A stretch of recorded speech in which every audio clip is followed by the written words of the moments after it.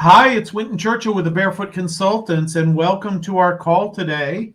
We're going to talk about a little bit about why there's such a boom in freelancing right now and how you can take advantage of that. There's a lot of reasons that things are happening the way they're happening, things are unfolding, and we're basically coming out of the pandemic now as we speak, and businesses are getting back to business, and lots of controversy in the press.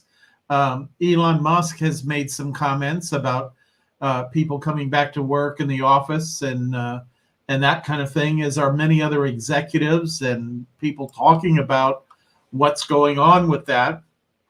And first of all, I wanted to go into some of the reasons that's happening. And we've all seen the news on the Great Resignation. There's a lot of information out there on that. And within the workforce in the United States, there's, I think it's about 250 million adult workers. And the Great Resignation has been going on, I want to say, for about 10 months now. And it's basically people going back into the workplace and deciding they're not going to do that. They're going back into a job and they're deciding for whatever reason they no longer want to do that job.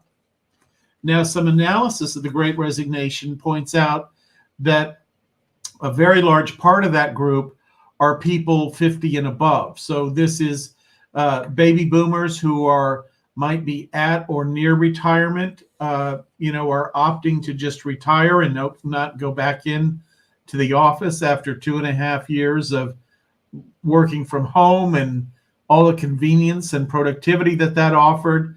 They're back getting dressed in their business attire every day and heading into the office and commuting and all those things, and deciding that that's just not what they want to do. And in a way, who can blame them? It's we all adjusted to no commute and no dress code and that kind of thing for the most part. And a lot of the analysis done during the pandemic and now afterwards shows that people were able to be quite much more productive in that environment. And I would say that, having worked in corporate America for many years and worked in jobs where I would meet with clients of ours or stakeholders, you might call them, in some cases vendors, providers of different services, there's nothing as enjoyable and as accomplishing as having a good face-to-face meeting with people and getting to know them better and building relationships and that kind of stuff. But in this day and age, there's lots of barriers to that, and there's lots of cost to that. One article I read recently estimated that the cost of housing an employee in a corporate structure, an office that they would go to where they had a desk and a computer and a network and all the other things and the air conditioning and lights and all that kind of stuff, it on average cost the company $24,000 per year to maintain that facility for that one employee. So there's certainly a big cost to that. And then you add to that the diminished productivity because of kind of the office water cooler or the person that's always bugging you to help them unsnarl their computer or whatever it might be.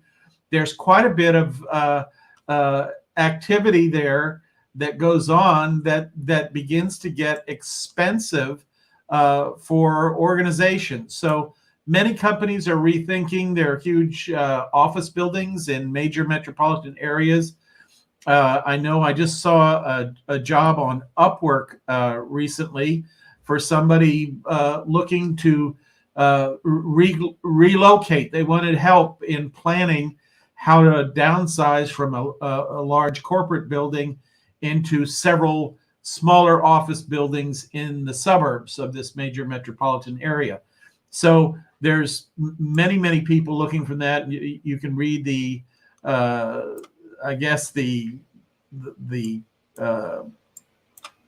articles, real estate articles in commercial real estate. There's just a lot of stuff. Now, on the other hand, because of the supply chain, a lot of things like commercial warehousing and that kind of stuff is I think at a premium from what I've read. And so there will be kind of winners and losers as you go through this process of seeing how things are going to shake out. But I wanted to go through three things now that are really impacting this and talk a little bit about how you as a freelancer can take advantage of that. And the first thing is what I would call mixed staff. Most employees were just that. They were employees. You interviewed for a job, you got a job, you had the job for typically years, 3 years, 5 years was fairly typical. A lot of people I know had jobs for 10, 15, 20 years, worked at the same company, may have moved around a little bit, that kind of thing, but just did the same, worked at the same company. And before the pandemic, many organizations had a bias against hiring freelancers. They felt like we had to have our own people that have signed our own proprietary agreements, and we have control over them during the day. They're working within 20 or 30 feet of a supervisor who can make sure we're getting a lot of good work out of them, that kind of thing. And that was pretty much how things were structured. And the pandemic sort of demolished the idea that you couldn't have freelancers, because a lot of organizations that had never hired any significant number of freelancers before turned to freelancers to get their work done, because at the initial stages of the pandemic, a lot of people moved, a lot of people quit their job to be closer to their family, whatever it was. So a lot of displacement.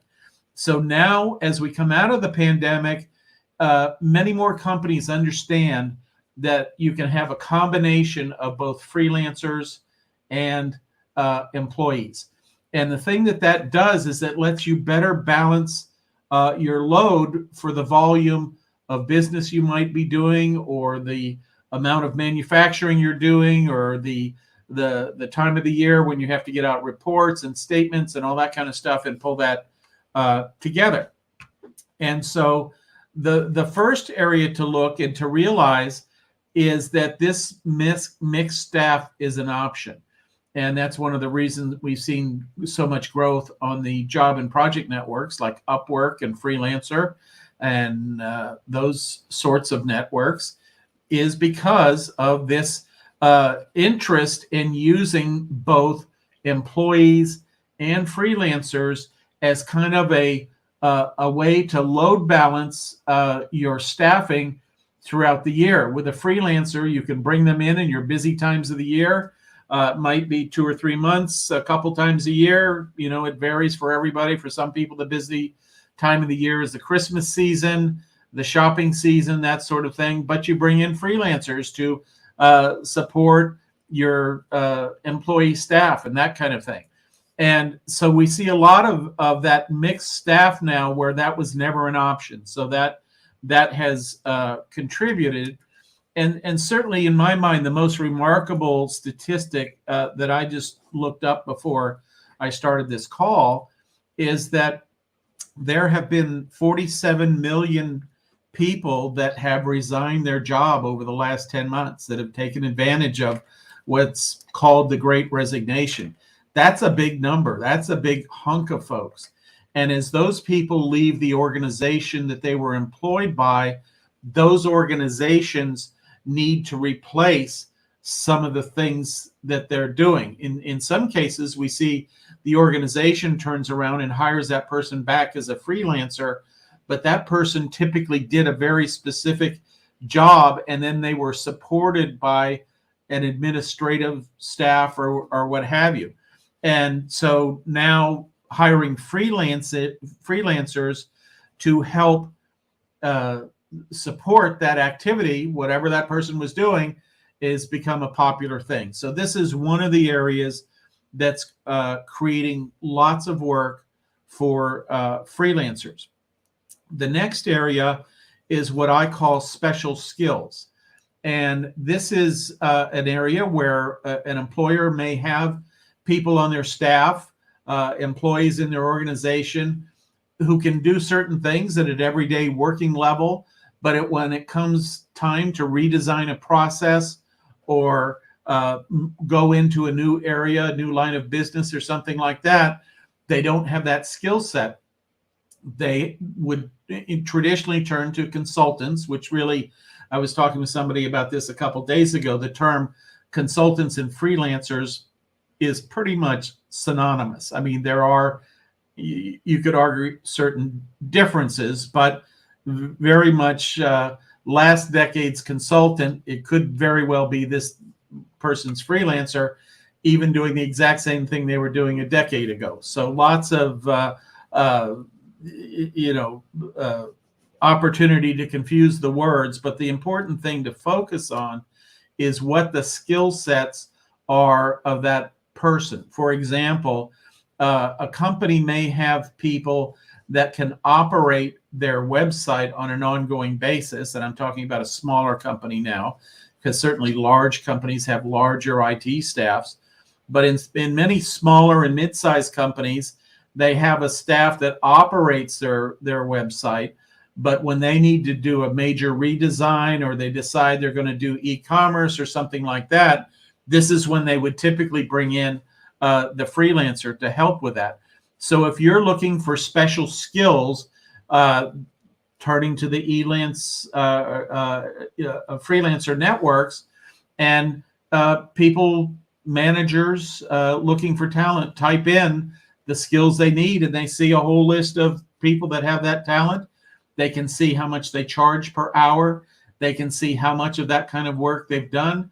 They can post a job and ask them to bid on that, and really emphasize the way those special skills are intended to be used, and put that in there. So the second big one is the special skills, and you want to think about, if you're considering freelancing, what are the special skills that you have? What are the things that you've honed in your life and your working career that really make you the person to go into that job?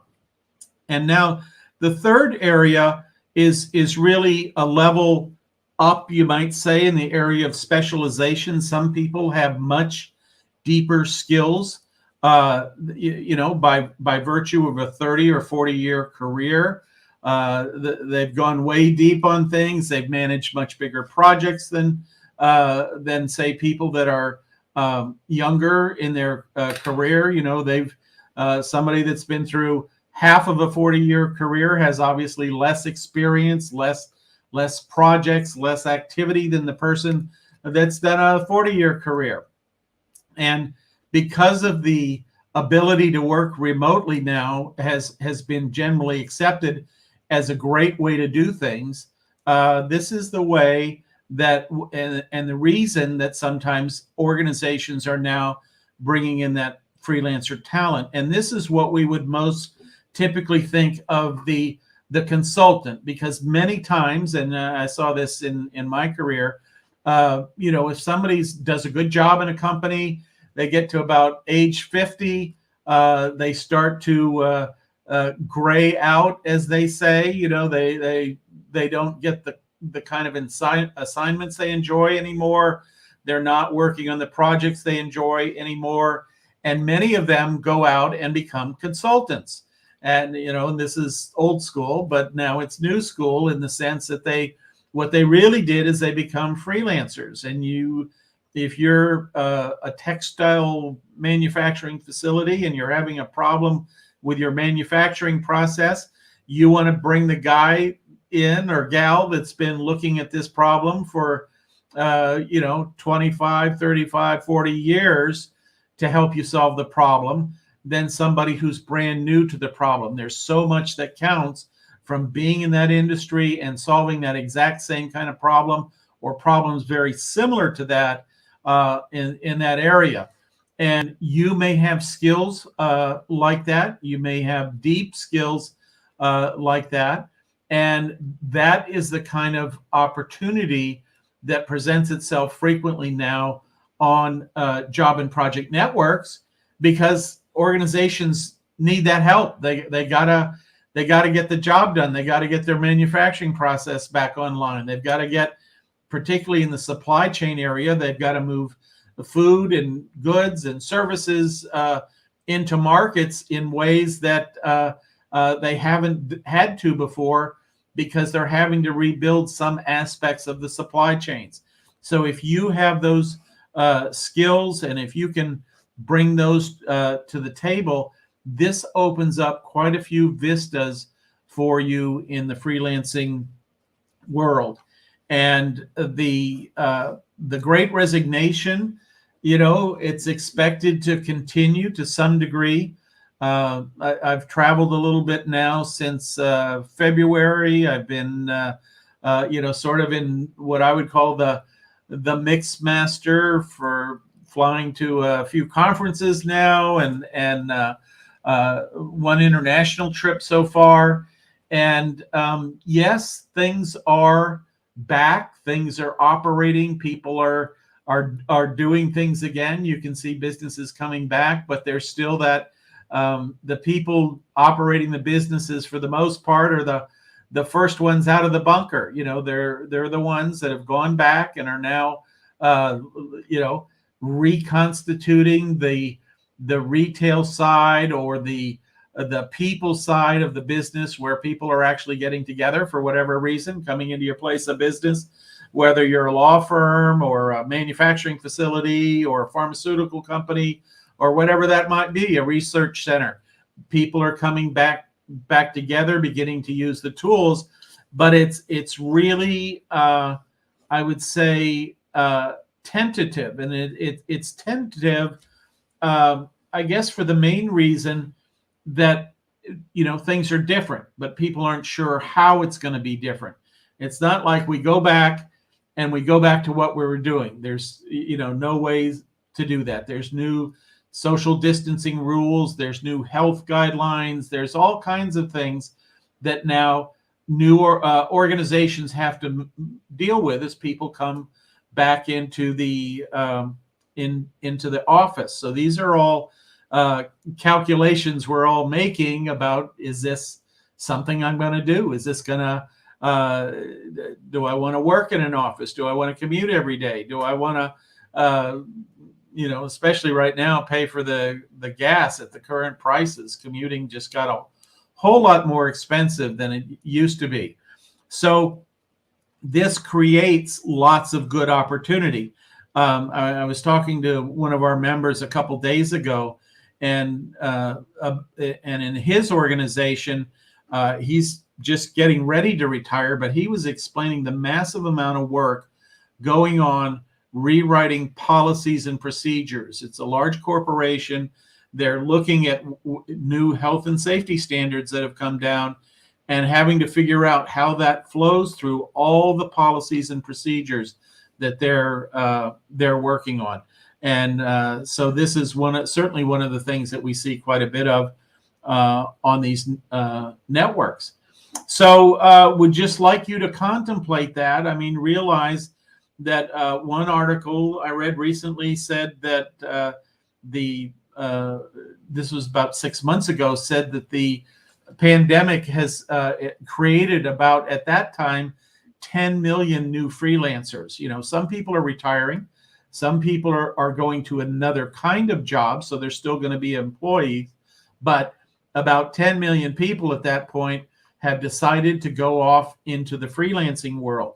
And so if that's you, if you have that peak load kind of capability and want to go in and enjoy the idea of working 2 or 3 months here, 2 or 3 months there, and working remotely, or you have specialized skills, or you have high-level consulting skills, those are all three opportunities where you can take your skill set, what you know, your experience, your seasoning, One person I spoke to said that the thing that they like now about baby boomers is most of them have lived through a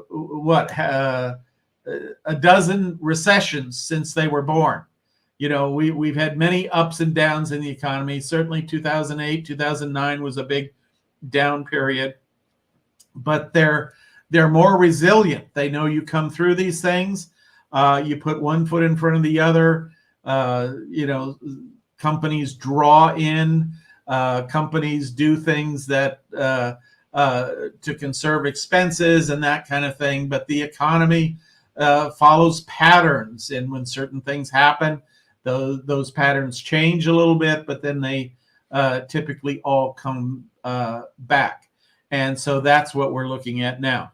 So encourage you, if you haven't considered freelancing, that you take a look at it.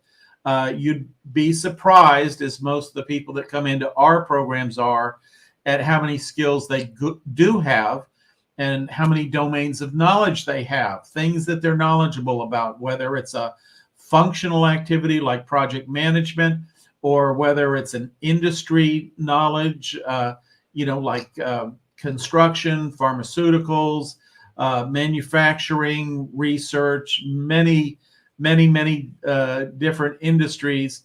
And then also you have things in your personal life that have nothing probably to do with your work life, but it might be your charitable activities. It could be hobbies, interests, that kind of thing, are all things that you can monetize in one way or another very easily through the freelance networks.